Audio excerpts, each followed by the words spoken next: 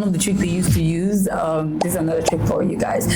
9 a.m., 10 a.m., go to any site, you will see the developer there. Speaking of developers, what was one project that you called that this had red flags and this it was going to have issues? There was a time I was dealing with someone and he wanted to resell the project, and it was a nice place. I went there, I looked at it, and I was like, okay, so I was now looking at the paperwork with my legal team, and we're just seeing 3 names, and we're like, what's going on? Like, these are 3 names. I thought you're the owner of the property. Is this a company that bought it and all of that? And we're like, oh no, that when the project started, they were doing buy 2 get 1 free. Buy Is it for Gary? Is it for Gary? Was a particular development that you were involved with the developer? Very sad story. We've covered it on our channel. Tell us your experience with the man and that project, and what the outcome was, and how you were involved in that project. The one that collapsed in Italy. Yes. Hi, Gift. Hi, Uche. Thank you so much for coming today. You're welcome. I think the very first question I'll ask is, what do we need to know about your background that shaped who you are today? Okay, I feel like there was a lot of intention to get in here later on in my life, but not like initially. Because when I moved into Lagos, the first job I had was presenting. I was doing a road show presentation. I didn't know anything about it. I didn't. Is it on radio or TV? It was they call it a road run or something. I can't remember the name. It's been a while. It's when you take up a microphone and then you go to the street and you give people to this or that. Nobody should go look for that footage. This or that, all of those like things. Street activation. Yeah, I think it's called the voice pop. I think that's the name, voice pop.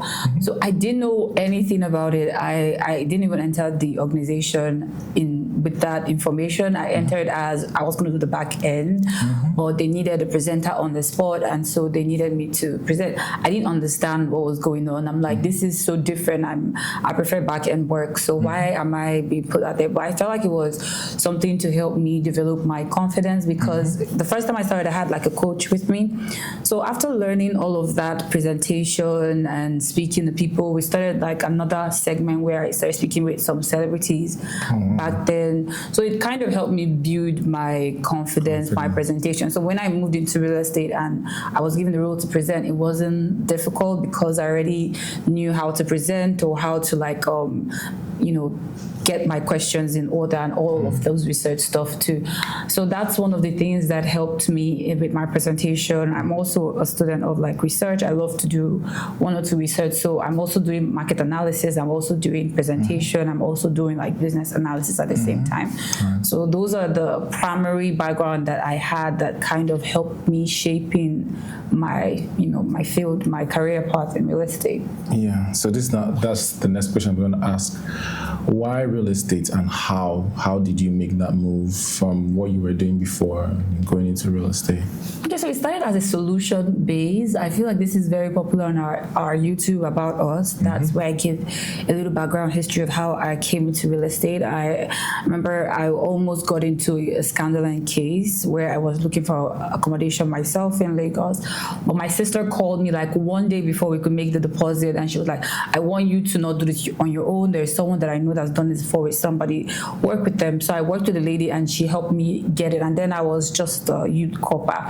So what I started doing, I had this organization called Copmates before Victoria Acres. So what it was, the name implies, coppers and roommates. So like Copmates, yeah. So I would get like coppers back then. They knew me. They would call me like, we're 3 of us. How do we get an apartment, or how do we get like a fully detached and shared among ourselves? So I'd organize them, get them together, and then we'd go and do like presentations with some landlords. So that's what helped me, like the transitionary move from that accident to me being known to be the solution provider for helping coppers and getting accommodation. It was mostly rental back then. Yeah, it was mostly rental, even short let as well, because it was from one thing that it built to another. It was from us having the rental, so people saying, I don't stay in Lagos, I only want to stay for 5 days, and we're looking for those options. So it was one thing that led to the other. It was more like a development process. It was more like we start from here, that solution, the Copmate to the rental, till I discovered my niche. Okay.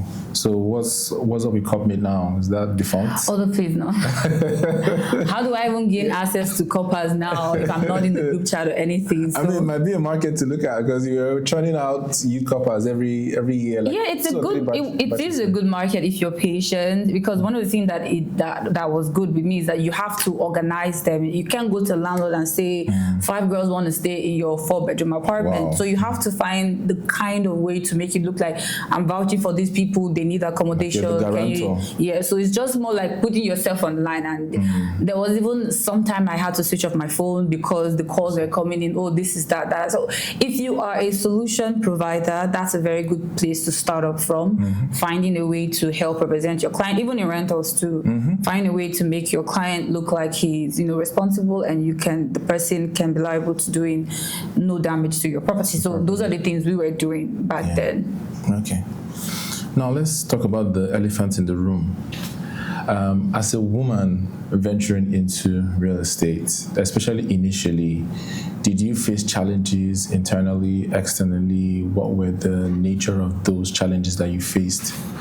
Okay, yeah, I mean, there's tons of challenges. I just feel like you pick your battles and you pick when to fight. There are sometimes the challenges that we look at, if you're strategic about it, you could basically get a result. Like for me, I didn't start off by myself. That's what I always tell people. Apart from CopMate, I was working with that lady with CopMate.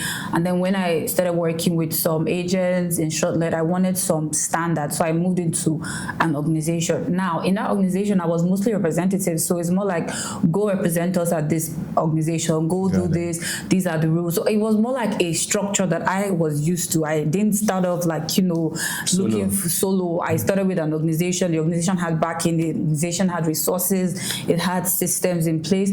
So I learned those systems. And that's why I always tell people that starting, like, it's amazing the name CEO, but the real game is the partnership. Working with people that have knowledge, working with people that have understanding. That's where the real thing is.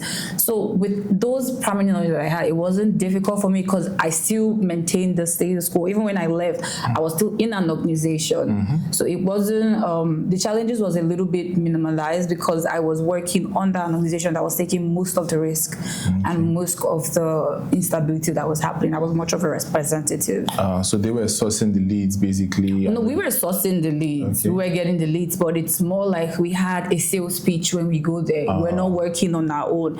We're saying, hello, my name is this from this organization. This is what we do. This is how we come into play. Let's have a business relationship with you, and we can be able to do this. And then, so it's more like I had a pitch because it was part of the onboarding I had from the organization. So I wasn't going by myself. I was using tested theories that we have tried, and I was going on the field. So when I'm going on the field, I like my onboarding the first 1 month. I know how they're getting their listings. I'm seeing how they go there. It's one of the tricks we used to use. This is another trick for you guys.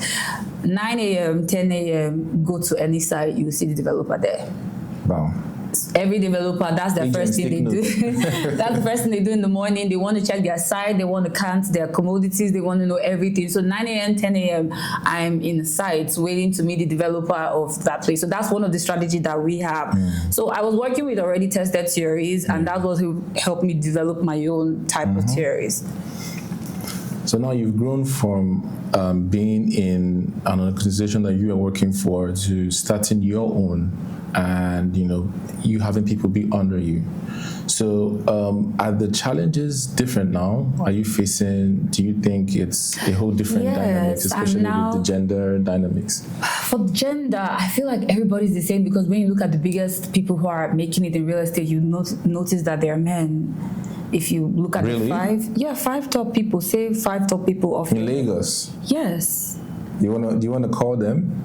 I mean, I don't know. I know that if you want to mention the big term realtors that are making, okay, let's go to Jide and Taiwo. That's but we have Bridget Adeyemi, Lekki. Amazing. We have Ramos of Lagos as well. We have other people as well. True. We also have mostly, if you look at even Fatimi Lion, they're men as well. So if those people are thriving, then I don't think there's any, for sales representative and all of those things, yes, a female touch might be needed, a female touch just might give you more advantage if you're strategic. But the game, the game is the game. People want to invest. They are looking for the most competent person. Okay. They're looking for the person that has the most knowledge. They're looking for the person that can give them the deal.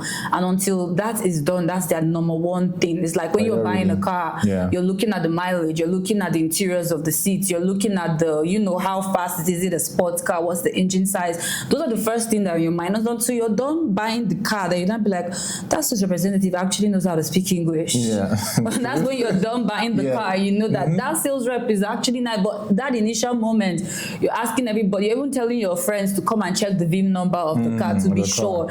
So when you're in that field, I don't look at it as gender being, it would give you an advantage if you're strategic and you're doing the right thing. If you're not doing the right thing, it will catch up with you. Because people want the value for their money. This is the most expensive decision anybody's going to be making in their life. They're not going to throw it away because somebody is pretty or because it's a lady. They'll be looking for the value of their money first. Until that is achieved, then the secondary part, which is where you're more in control. So let me go more granular. So when we talk about gender dynamics, I think there's both the pros and the cons. So the pros, which you mentioned, where, okay, you have a pretty face, you speak good English, you present well, and, yada, yada, yada. Then you have the cons where, women are facing lots of biases in the workplace. So if you could maybe weight on a scale, what would you say are the things? Because there are issues. I was speaking with somebody like a whole couple of weeks ago, and then she had all complaints about people being inappropriate, people requesting for what not. So even because you've talked about the benefits, so what do you think are still like the challenges that you face as a woman? Well, thank God the fields are even now, because men are also going for men and women these days. So you can't say that's funny, especially here in Lagos. So the fields are even. They can be looking at the male, they can be looking at the female in this Lagos. Do you understand? But I feel like sometimes when women come with me with their challenges, I always, first of all, because I do not want to, people are inappropriate in every country. True. In everywhere you go to, most of these rich, sophisticated people, they might not even have a moral standing. So it now goes back to your walls, like your boundaries. I always say, what are the boundaries you're putting? Are you having an inspection with someone and you have an idea of what you're showing them, or you're just saying, I don't know, let me even call developer, now wow, this thing self.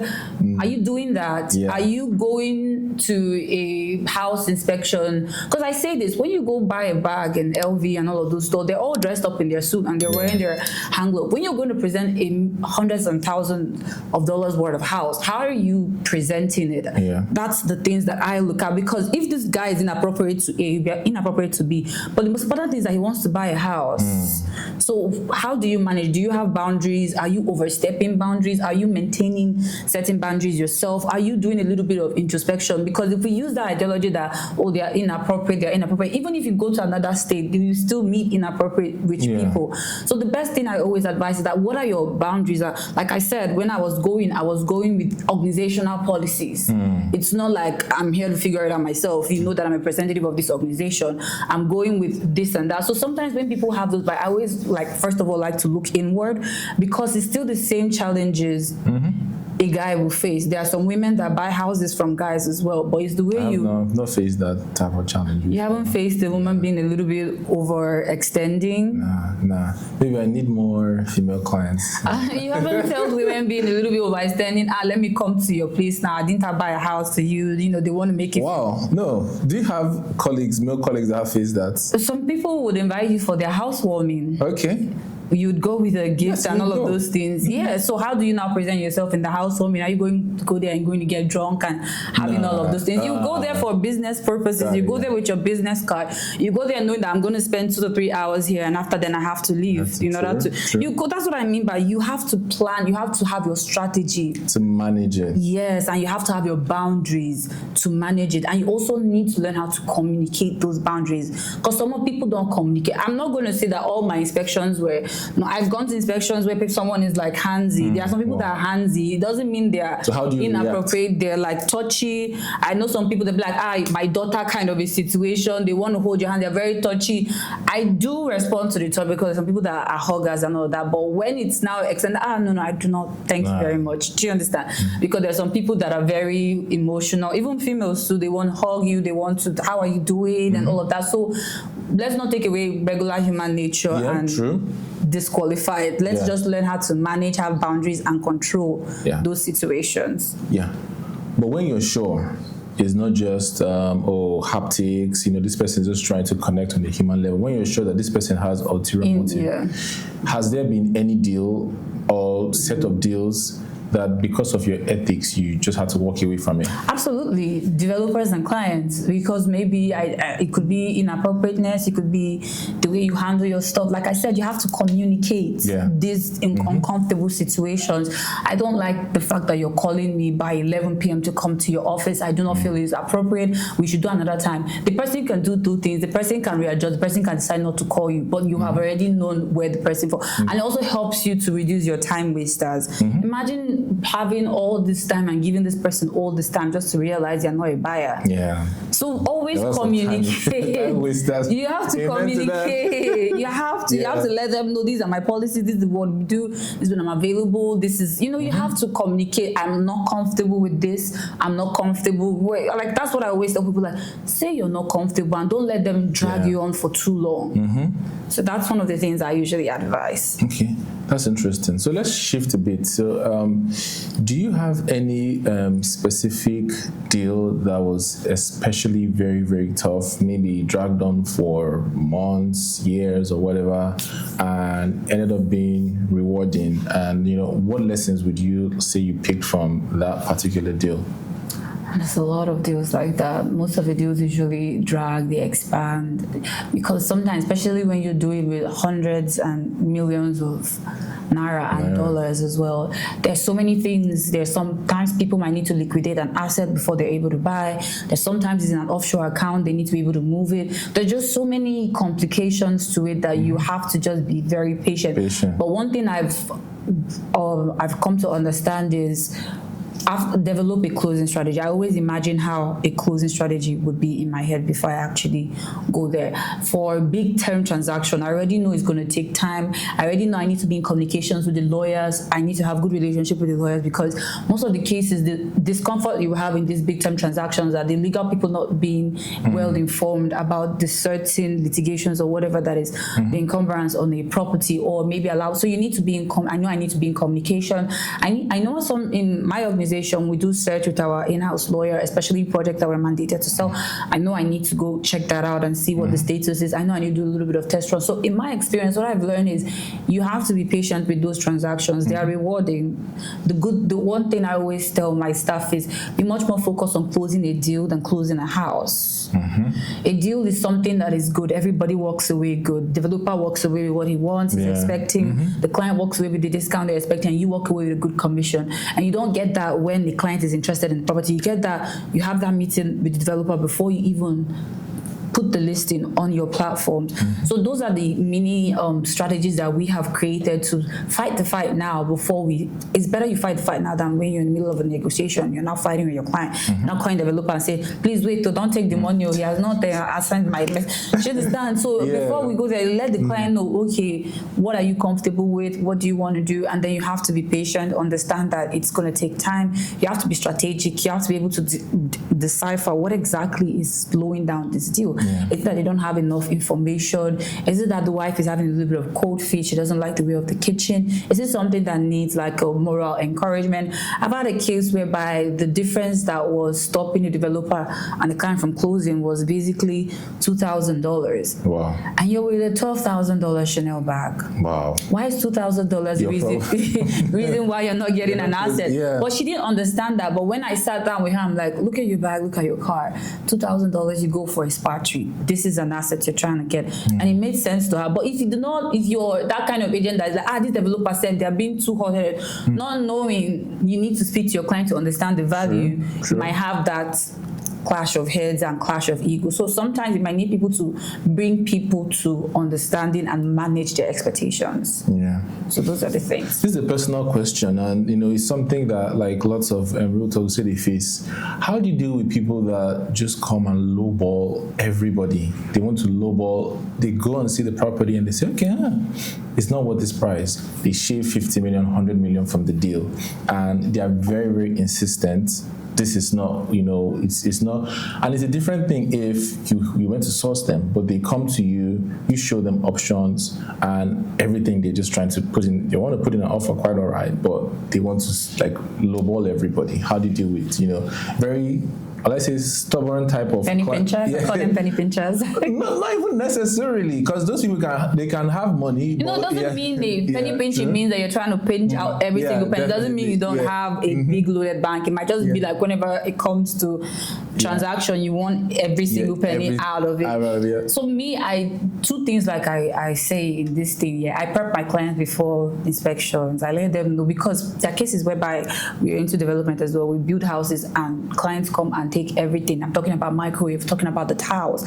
Every single thing is stripped off and removed. So most developers these days are trying to put convertible items that if people get, you can be able to make adjustment of for removing. So whenever I'm working with a penny pincher, so in my organization we have categories. We have ABC clients, and we know how we categorize them. So when we notice that this client is a penny pincher, it doesn't mean that they're not ready to buy.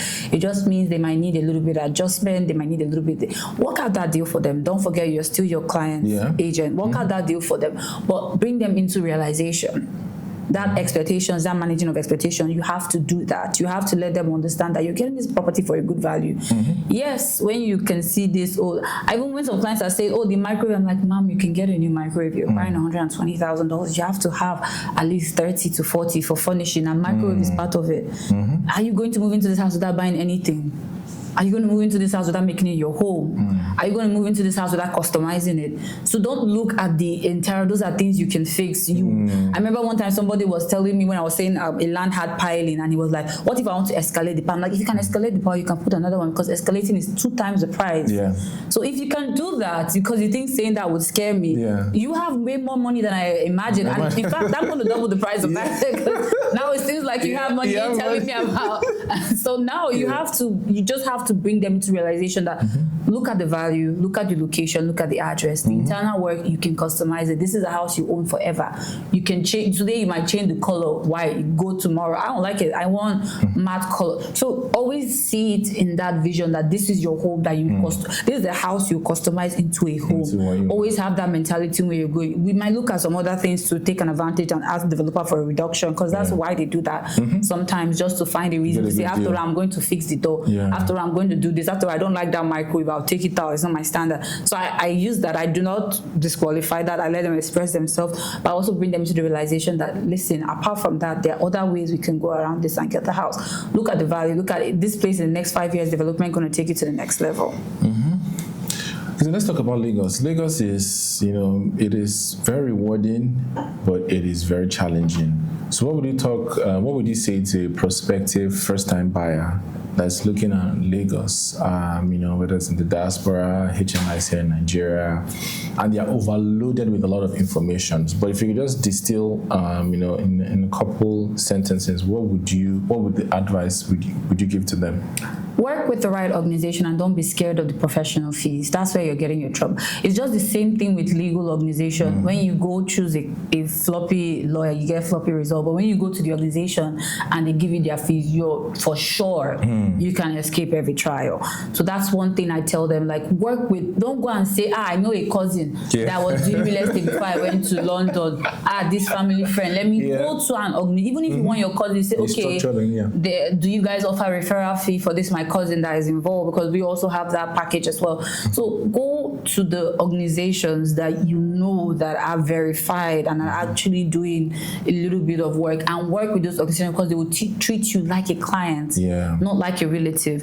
One of the situations I've noticed whenever people have that is that I noticed that they wanted to help you, and I just wanted to help this person. I was the one I introduced this person, but you're not going to the right organization. So whenever you want to buy a house, just the same way, if you want to buy a house in London, you have to go to the right real estate firm. them to help you with your mortgages and all of those things. So go to the right organization. Those professional fees are negotiable. That's the amazing thing. It's not like a stamp. They also want to make profit. They also want to make you a client. So go to the right organization, go for the right fees, be open to negotiate. Don't take it as a final, like negotiate, ask, do what you need to do, and get the right results, because this is like having a lawyer. If you don't have the right defense team, you're going to court, open fire. Basically. Okay, thank you. So the real estate market, like, let's talk about agent. You are both an agent and a developer, and it's very rewarding, and that's why you continue to play in the agency field even though you are a developer. So people start as agents, they go full-time developer. So what would you say is, keeps you competitive and keeps you staying ahead of other agents, maybe what I call roadside agents, that have been in the game for years, not really made a lot of progress? So the two things that are my key points: be open for partnership and also have your structures and policies in place. A lot of people are so obsessed with this CEO thingy. It's not easy. Even Elon Musk is not always in the office. He knows it's not something we should be looking for. You should be looking much for partnership, someone that you can share the load with, someone that you can basically go and have conversation and have strategy with, even if in terms of sale. And then do research. We do research at Victoria Acres. We have articles on our website. We did our latest article was highlight high-rise. We're talking about using high-rise structure as a solution base for especially the Epe, the city mapping they're about to do in Epe. We should encourage more high-rise. Most islands in the world develop in high-rise because of the scarcity of land. Rather than continuously sand filling, let's be much more strategic. Basically building up. Yeah, vertical structure instead of horizontal structure. So we talked about it. That's one thing we do that is different. We do current land valuation. That means we have a monthly valuation of what the land is. So if you're a developer and you're looking for an idea, and we also give advice on what kind of structures you can build there to sweat your asset. So the difference between what we're doing is we're partnership. We're open to synergizing and working with people that are on same wave with us, and then we're also open to research. Like any of our projects, we do a survey to show you if you want to use it for rental, if you want to use it for short let, this is the estimated price, this is the monthly estimation, this is your early estimation, and then this is it without cost, this is revenue, this is profit. So we educate our clients. It's not that we're just, even on our YouTube, we have series where we're talking about how you can spot out a good property. So that's one of the things that put me, Victoria Acres on top, because we are always doing our research. Even in our team too, you have assignment, individual social media person has an assignment, the admin has their own assignment. People, the sales rep, you're not just selling houses without not knowing what the land value are. In fact, the assignment from the sales rep is understanding the land value, and that's what we now actually publish after you've done your research. So you're now aware, because there's something that happened with one of my staff. When she did her research, she saw that most of the expenses were going towards the land than the construction. So if you do not understand that the land is what is more valuable over the construction, you will not understand why developers are putting those prices in this location over the other. But she got that full realization. She's been working in real estate for a while, and she didn't know that. So we do that research, we do that observation, we do that partnership, and that's what puts us on an edge. That's what really puts us to the next level. Yeah, I think I'm a testament to that. She invited me for her YouTube live that she's starting like a week ago, and it was so great. It's so great. And so I'll ask you the question that I asked you on that live as well. Speaking of developers, I know you're a developer, and most times you're on the side of developers. Even though you're on the agency side as well, so you're on the side of your clients. So what was one project that you called that this had red flags and this was not going to, it was going to have issues, and ended up having issues, which kind of proves that you're able to see good deals, able to see areas out. So what was that one project? Oh, this one project. I don't want to say the name of the organization. I'm so sorry, but there's some deals I would just hear. I'll be like, sometimes I won't tell my clients, when you finish buying 1 month, please tell me and introduce me to that developer. Let me also, if it's that good, when you're done, don't be very stingy. Don't get keep. Tell me too, because me, I want to be an investor to that developer, and I want to shake the hand to the developer. But there was a time I was dealing with someone, and he wanted wanted to resell the project. He wanted me to resell the project. And it was a nice place. I went there, I looked at it, and I was like, okay, so we're now looking at the paperwork with my legal team, and we're just seeing 3 names. And we're like, what's going on? Like, these are 3 names. I thought you're the owner of the property. Is this a company that bought it and all of that? And we're like, oh no, that when the project started, they were doing buy 2 get 1 free. Buy Is it for Gary? And he said he had to call his friends, let them gather money. I was like, you did not see red flag. Wow. You didn't see red flag. They said they were giving you receipts. What location? It's in Ikate. Wow. They are giving you receipt, but you could see clearly, like it's so clear. The documents are not solid. Developer is not being transparent. It's just, oh, don't worry. I did not sit and like, say, let me call this person. It's not like, oh, this is my lawyer, work with him, he will give you the solution, or these are the people in charge of it. There's no concrete, there's nothing. You just, and like I said, you just went to land registry and you saw Mr. Okonkwo is the owner, and you said, okay, good. Did not go to the survey office to see what does Mr. Okonkwo actually own. Did he over encroach? Did he do the right thing? Is he taking the 25-meter setback? You didn't check all of that. You didn't even ask him all those questions. The developer is not open to that. And you bought. You didn't see the developer. You didn't have a meeting. You did not hear him. Normal tenants normal landlords are having meetings and interview sessions with tenants, and a whole developer can come and take his 200 million, and you feel like that was normal. Even Dangote, if you tell him there's 200, $200,000 available for you, he will send his right man, and that right man will wear wire and come to your office and take it, and he'll be hearing the conversation and be shaking his head. And then you think a developer that is into business is not going to come wherever he is and take his 200. I'm not saying he has to be there physically, but he doesn't want to see you. He didn't see that as a red flag. Buy 2, buy 1 free. I was just, even hearing that alone, I'm like, my hands are like, whoa, don't. Why? Why is 1 free? Where's there? This is not tomatoes that you can pick and choose. Who is paying for it? Where is it coming from? And why such bonanza? Why do they need to sell? So that was a red flag to me, but the client saw it as a very golden opportunity. So that's another thing again. When the deal is just too good to be true, ask questions. I'm not saying you should not proceed because it might actually be true, but ask questions. That's one of the things I would advise. You should ask questions. So what are your thoughts on so-called distressed deals? Do research, because Amcon these days are confiscating properties and selling it for cheap. So I can't say, because there are properties I've seen that maybe developer was trying to meet up a need in here to sell this asset to check and balance that. So that exists. Those cases exist. Like I said, if you find a good deal, there are houses that are 250 on the market and I was able to get it for the client for 200. Maybe because I know the internal situation of the developer.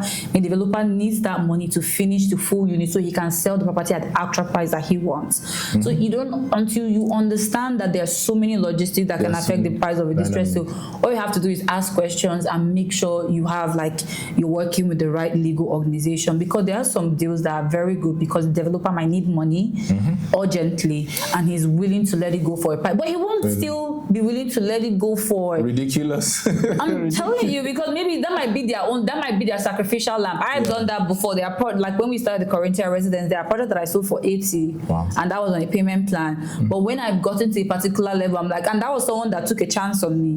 That bought when he saw me digging the floor and he took a chance on me. But now that I know where I'm going and I've calculated my spend and they're complete and I know that I'm going to finish in July, I'll put it at a price. Well, except you're close to me, you're my agent or anything, then you would know that I needed that money then, and you'd be strategic about getting me a client. And that could be like the distress sale or buy it now is very hot, all of that. So always look at, the devil is in the details. Look at the details of the transaction. Don't close it off and say, even that buy 1 get 1 free might be good, but you saw the challenges after. The client still lived in the house. It didn't mean the person didn't live in the house, but in the future there might be issues, but the person might not even stay there to the end.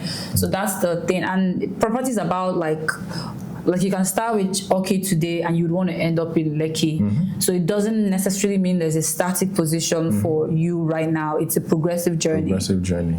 Yeah, I mean, you mentioned something about Amcon, and I saw, I think it was three years ago, I spoke to somebody. So this so-called Amcon and EFCC deals, I think I saw one in Pinnock that maybe the guy was owing or whatever. So maybe the court can mandate you to vacate the property and then you sell it at a discount to somebody else. But one of the guys, he told me that the actual owner, the former owner, was still calling him. And so in a place like Lagos where, I mean, do you really want to take somebody's property that was strong-armed from him, and maybe out of court, the former owner starts to disturb you, send you unsolicited messages, send you threats and whatnot. What would you advise? If the people start sending you, so that still goes back to the legal team. If the person doesn't have any ownership anymore, why are they with the documents? And what did the bank sell to you? You've like I'm saying, okay, it is a good deal. You bought it. They had taken ownership from there, but the person is trying to fight you in other dirty ways because he still feels like under what grounds? Vindictive, malice. So you can't just leave it. And people have ups, you understand? Yeah. So it's like, what grounds are you standing? Even if you go to the court, they'll ask you, what claims are you laying? So basically, the game is the game. No, see, this thing is not like the game is the game yet. Yeah. I would ask you on what grounds. I won't want to. That's why I said if you do not have the original documents handed over to you by the court itself, that's when I'll be asking you what made you feel like you own the place. If you don't have the access to the original document, you have the receipt. But if they've given you everything, because don't forget, this is a legal transaction. This is a transfer of ownership from one person with a legal team. And most cases, an MBA, a SAN operative is in charge of this, and they transfer it to the new person. On what grounds are you going to make claims? Are you going to say you've paid back all the property levies and now you want to go back again because it's already been sold? And best believe they gave you the equity that was on top, because the only thing the bank will take is what they're being owed, and they'll give you the equity. So you're eating from there as well. You should move on. So people shouldn't be scared of those deals. You should ask questions. If you have full access to the document, the question I would be asking is on what grounds or what claims are you making? If you want to be vindictive, hey, even when you start building a property, you see those Omoile people coming. Are they not being vindictive? True. They're being vindictive. Everybody wants a share. You've come to their land, you've added value, they want to share, they want to eat. This is their land. Just have to manage it. Yeah, you have to manage it. But if you're going to that ground, I'll be asking you what claims. Do you have your full documents? Was the transfer successfully done? Is it halfway? Those are the things. Because me, I'll be asking the guy, didn't you eat your equity? Why are you texting me? Yeah. Because the bank, there's no way the bank will not sell without something. They might sell below the market, but they'll be selling beyond what they initially gave to you so that they can give you some equity as is. So that's what I usually ask. So you referred to the Corinthian Residence, and we're going to talk about that in a minute. You know, that is your project, and you have the phase 2 that's, ongoing. But, as an agent, and you've worked with different developers in Lekki, Ikoyi, Ikate, and the likes. So there was a particular development that you were involved with the developer. Very sad story. We've covered it on our channel, Femi Osibona of 360 Towers. And, tell us your experience with the man at that project, and what the outcome was and how you were involved in that project. The one that collapsed in Ikoyi? Yes. So I wasn't really fully involved. It was more like an introduction to the project. I was supposed to come see how far it is gone, everything. So that day, there's a property called Frankfurt Towers as well. It's in Ikoyi, just right. It's like one straight lane, Ikoyi. You come out from Parkview area and then you come in. So I was at the first property because I was taking it step by step. I'm done with Parkview, and then when I'm going, I would see the property and then I would leave. So when I went to that Frankfurt property, I was there, I was shooting my video, and he called. I was like, okay, I'm here now, and I'm with some clients, you can come see. I'm like, okay, cool. So I was rushing so I could go there. And then when I got to outside the Parkview side, I got a call from the Frankfurt management, I forgot my shoes there that I was going to do house tour in the property. And if they leave, it'd be very difficult for me to have access to the shoes again. I mean, I was like, this shoe's so nice. Okay, it's just the same shoe. Let me just turn, and since the lane is free. So I just turned, when picked up the shoe. As we're having conversation, we heard a big felt like a thunderclap, so we didn't understand what was going on. And then when I was now coming out of that park, the traffic was a lot. I was like, I'm gonna miss this appointment just because I was even mad at my driver. I was like, was this shoe really important? Is it that big of a deal? But it was a sign, because when we passed, that was when we realized that the building had actually collapsed. That's when they were pulling people and all of those things.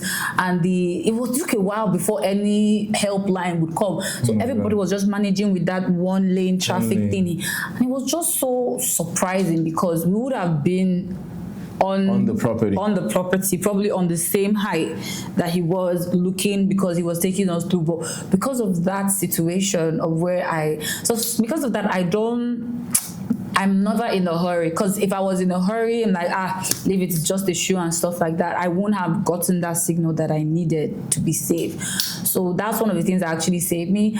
But the project was just, that's the problem with this loading and everything. It was approved for a certain amount of floor, and normally what you do when you're building is that they give you 2 meters extra dimension when you're going, in case maybe your building need to add another extra floor. But the maximum is actually 2. So, depending on your capacity, if you have money, you can make it 4 to 5, but it's more expensive, especially if you're not going to use it. But you now like did extra 5 topping on it without a proper load piling test.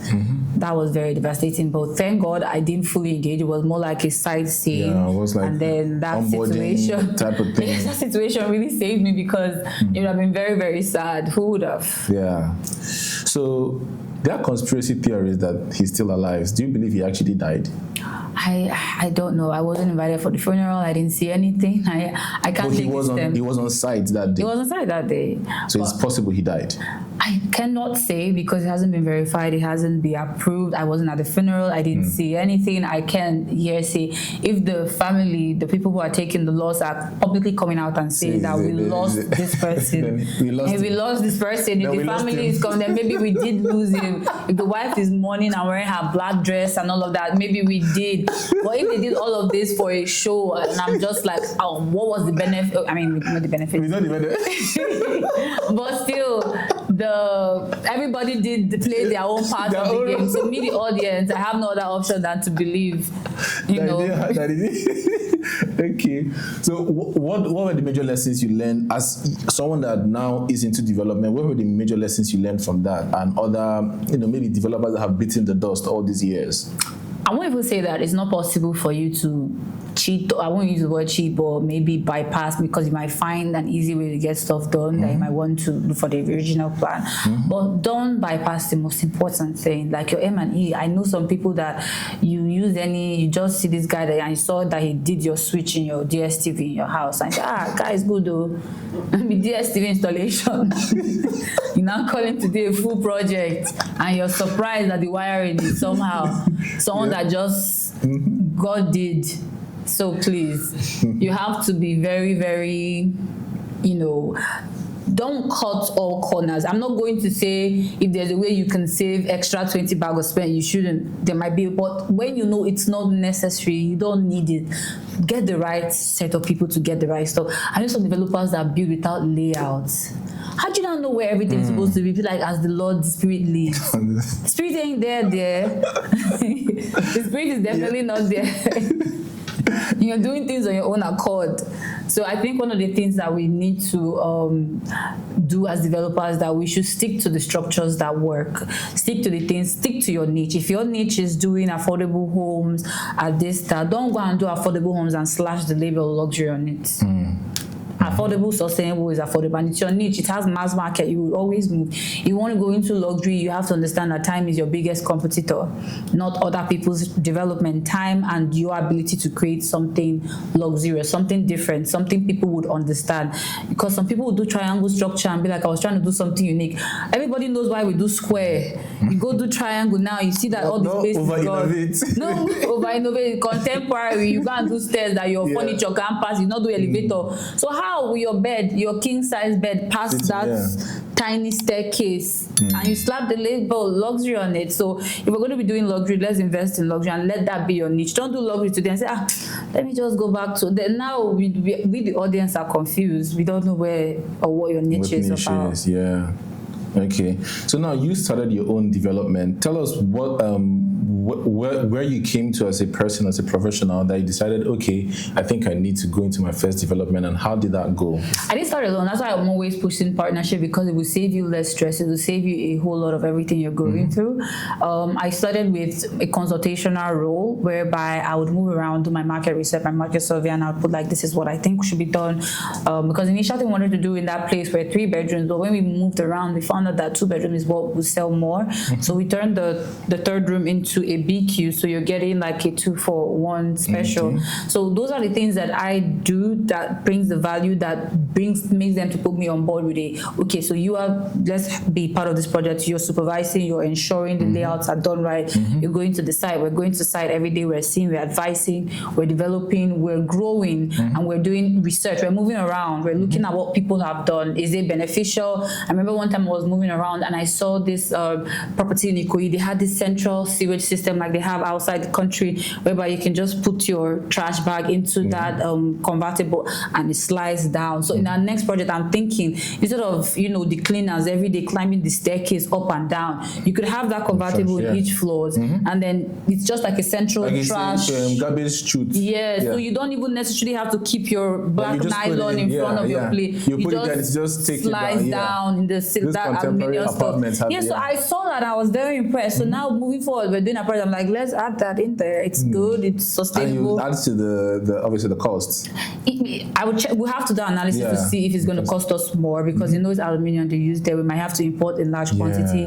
We have to check that. But another thing we're doing is that we're making the gas central. Don't put your cylinder that will cause fire hazards in our apartment. We'll give you a central gas system and you subscribe. We'll send it over to each unit. So those are the things that we're doing, that we're taking precautions. And if you don't have a consultant going out and making this observation, you might not be able to improve. So that's one of the things that we do. And then we're also part of, there are days where I'm on site, I'm doing inventory checks, I'm checking the coordination, the straight lines and everything. We're using the accurate measure. You're not using rope.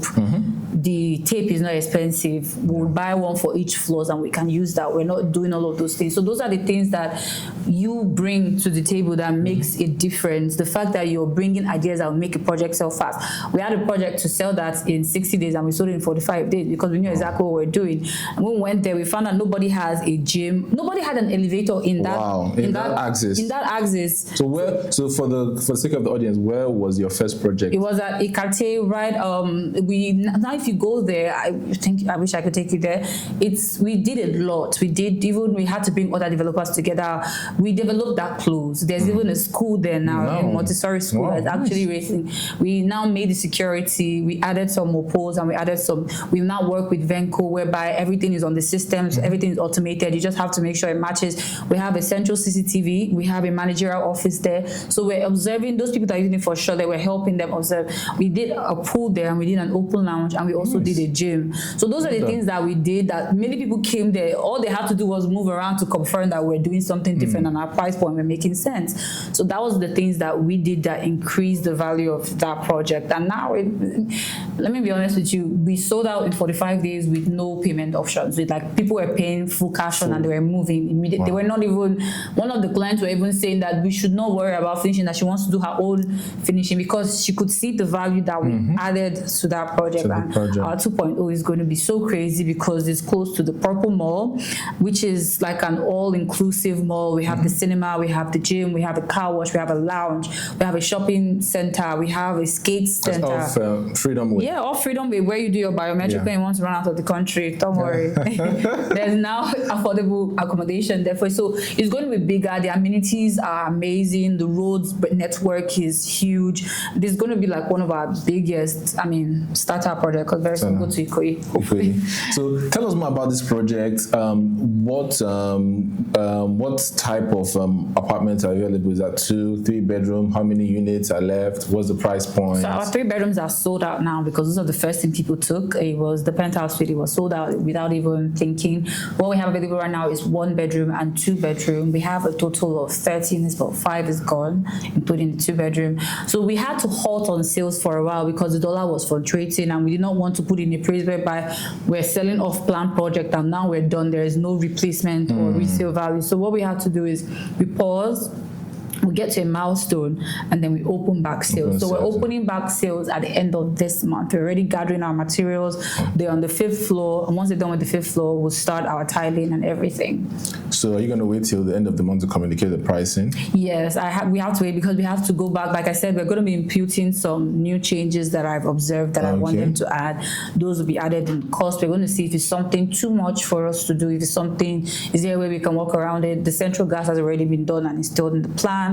We're going to be having a 10-footer what they call this kitchen, where where you're going to be installing fridge, washing machine, microwave, oven, heat extractor. Okay. So those fittings, we're going to be having 10 of it in the kitchen. So even the 1-bedrooms have fridge. What I was initially thinking to do for the 1-bedroom was to put like a central laundry service where you have those big wash and dry, just to save water and to save like lots of instead of individuals having their own washing. But then again, I started thinking of how we're going to manage that. It's going to give us a lot of stress.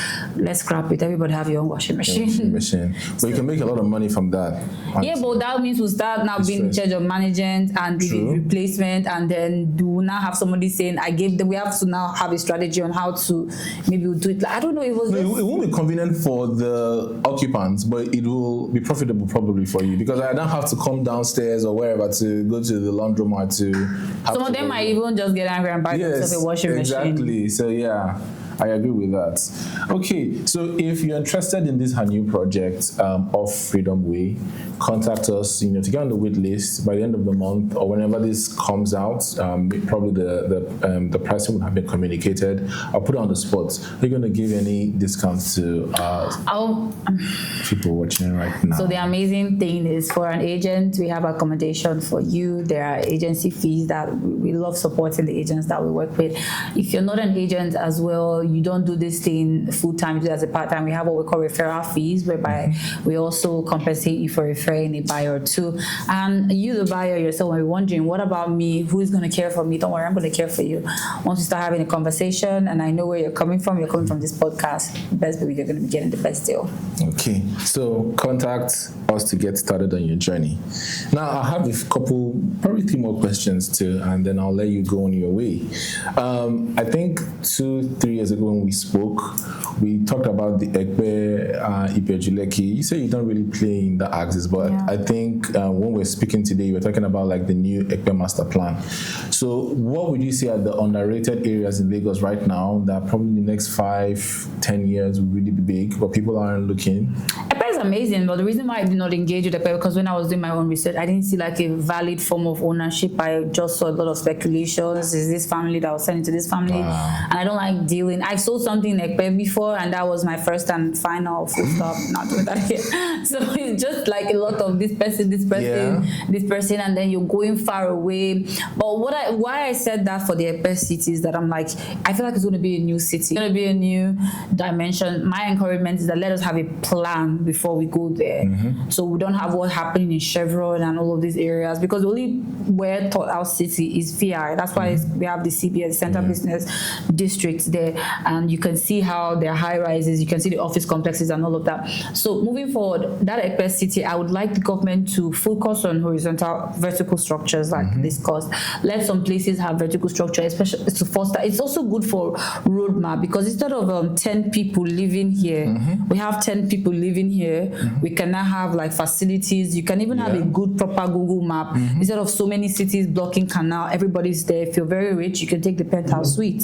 So you now have like, you cannot be able to have gym, you might be able to invest in greenery, because instead of those 10 population, it's just so it gives. So I'm just advising the government, even if you want to do that, let's have a proper city layout. I heard the airport is going to be there. Once we have that dimension, people do not have to struggle all the way to the mainland. It's like you can either go here, you can either go there, depending on the terminal and the flight itinerary. So it's just you in that particular city. I have not seen, and right now I think when I was in the Lagos State Summit, Building Plan Summit, I think they're still also delegating what the idea of that city would look like, what the plan is. That's why if right now there's a halt on sales in everything in Ekpe, because they're trying to figure out what that city will be. That so my article was just advised like, let's focus on vertical structures here. Let's not go do the same thing we did in Chevron to these areas as well. Apart from Ekpe, any other areas in Lagos you think that will be the next big thing? Lagos is actually pretty small, so any area that might be the next big thing might be something that we'll be looking forward to. When I say looking forward to, maybe they have sandfield somewhere, and now we're looking forward to what the projection of that place would be. Like the Eco Atlantic City, if you go to their office, they have a future with a projection of where they're going to, the plan, the kind of houses. You can't go to Eco Atlantic City and say you want to do fully detached. But they have a residential but nothing less than 5 floors. That's the government, the U.S. consul. Nothing less than 5 floors. That because the U.S. is doing 7, so you cannot overlook their activities. So when you're in higher floor, you can see what's happening over there. Nothing more than nothing more than 5 floors because they are doing 7. So you can only do 5, meaning they have to be 2 floors higher than you. So you can. As in the residential district. Yeah, so you cannot overlook the activities. So there is a standard. You can't go there, like I said, you can't go there and say you want to do a fully detached. It's a minimum of 5 to 7 to the sky is your limit kind of thing. Okay. Now I'll ask you the second to the last question. Many people in the business that you're in, you have to bring a lot of personality to what you do, so that people know that there's it's just selling. So how do you separate your personal identity from your business brand, or do you think that they're the same? No, they're not the same because I always say, hi, my name is Amadi from Victoria Acres, but anytime people meet me, they call me Victoria. I've said my name, the full name, my government registered name, my bank registered name, but they still call me Victoria. And if it's so bad that my media team is like, you can't say your name again, it's okay. Another new intro has to be introduced to this thing. So if my business, the brand is already separated from the part of it because of, even when you want to have buy a property, you can also tell that there's a system, there's a customer representative answering you, there's a sales representative, and then I come in the picture when you're ready to close. So there's already particular systems that just basically helps us to stay grounded in the game. So that's just what we basically do. So how much of your personal life do you let into your leads or your buyers? So now I think some of my buyers are knowing that I play tennis. I think one of them found me out on Snapchat. I took a screenshot and I was like, you got a social life. Why have you been hiding it from me? Because I always like to, I have a lot of boundaries of my own. So that same boundaries that I have, I try my best not to also extend that same boundaries. Like people's personal lives, some of them do not even want you to know. Sometimes they're even using their attorney. They don't want you to see them. They don't want, they don't want people to say, please, can I speak to you in 5 minutes about the request? My mother is not feeling fine. When you go and post all those things and you put God did, the next thing they'll say is, can I have 5 minutes of your time? My mom is on that dialysis. So you have some of them don't want people to come and say, you have urgent 2K. They want to be protected there. So most cases it's more like I'm hiding myself and you're hiding yourself until we're much more comfortable. We found that we're much more. There's some clients that have turned family. I know there was a client that I have that's a producer that did a very big movie. I was part of the premiere. I didn't even know at the premiere you get to watch a snippet of the movie. I thought, we all watched the movie on the day Netflix said it would come out. I didn't know they would give us a snippet of the movie when we're doing that. So he's my friend now. Whenever he's having his premiere or whenever any of his movie comes out on Amazon, he sends me like, oh, watch it, give me recommendation. And there was a time we had a feisty argument over it because it was more like a man versus a woman thing, like a woman's ideology versus a man. So they've gotten to a place whereby we're having those kind of conversations. They see you as someone that they can even ask for an advice, even if it's not concerning real estate. It could be, what do you think is the best? I want to start up something. Do you have a legal team that could help me do that? So it's now beyond just I have transaction. I have some of my clients now are threatening me that they can beat me in tennis. Some have tried. No, they can't give you feedback. So you're the self-acclaimed Serena Williams of Serena Lagos. Should be scared. She has retired. Shaking in her boots. She knew. That's why she retired. I see. I mean, it's always really beautiful when there are some clients that you really, really click with, and it's not just business, it's just like every other thing in between. Thank you so much, Gift, for coming here today. We have a tradition here on the podcast, and we want you to pick an emotion. It can be fear, it can be anger, it can be whatever, and talk about how that emotion has kind of shaped you or fueled you to do something. And then after you talk about that, you'll pick an emotion that the next person that comes on the show should talk on. So what's the person that was before me? What did they pick? He picked jealousy and fear. Okay. Yeah. I think I'll go for anger. Why? Because I used to feel like it was a very dangerous emotion. Never ever have it, God forbid. Oh my goodness. But recently I'm realizing that sometimes anger is what instigates change.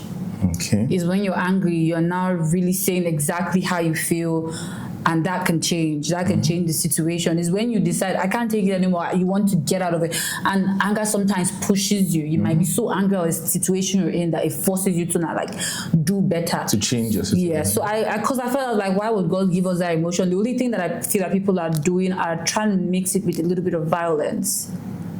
That's like the end extreme results of it. But if you take it as part of the emotions that come and go, it's something that pushes you to get out of your shell, get out of your comfort zone. It's something that pushes you to speak out. It's something that even when you speak out and other people around you and they feel the same emotions, it brings also some form of unity that we're all speaking on the same cause. It brings resolution. What brings resolution in countries is when someone is angry of the status quo. So now I'm learning that anger is not just always destructive. It can also be constructive once you pay attention to it and you do, like, even the Bible even advises, because they know you get angry, like, don't sleep over it. Let it have a period. Let anger be the one of those emotions that you give maybe the 5 minutes rule or the 10 minutes rule, so it's a very innovative emotion that when put in the right place, it triggers change, it makes you more vocal, and it takes you out of your comfort zone. And how do you believe it has helped, you to be the person you are today and build what you've built? Okay, so before, when I would get angry, I would just be so mad, maybe just cry and probably like sleep. But now when I'm angry, I feel like that's the best time for me to be strategic, because all my emotions, my adrenaline, everything is like pumping. I could be like, instead of getting angry, you could even start writing about something that you want. That's even when you start saying that, I want to make 100 billion. I want to make $20 million. I put it down in my book, Jesus, on the 27th, additional night, Holy Ghost. You understand? So now, when you're now angry, don't just take it as an emotion of, I want to break somebody's head. You can just be like, that's even the time you start writing your goal. That goal that people say you cannot do, like, put it in paper and pen. And then you wake up like, wow, how am I going to get $100 million? But I've written it down, so I have to get it. True. So I think like that's one of the things that anger does for you. True. Thank you so much. I mean, just to add to that, maybe a client goes to you or a deal falls through. I was speaking with somebody earlier today, and you could use the anger to pick yourself back up and, strategize for the next. You can even say, some people might be like, after all, you go be, that's the move on. Let's go. What's the next step? You've done it. So that's another positive part of anger, apart from it being extremely destructive. Thank you so much, Gift. It's been probably about an hour. We've had so much fun. I think she has also had so much fun. This is Gift Amadi of Victoria Acres. Wearing two hats, as a developer and as an agent. So if you're looking for properties along the Lekki, Abuja, Ikoyi, Axis, VI, you can come through her.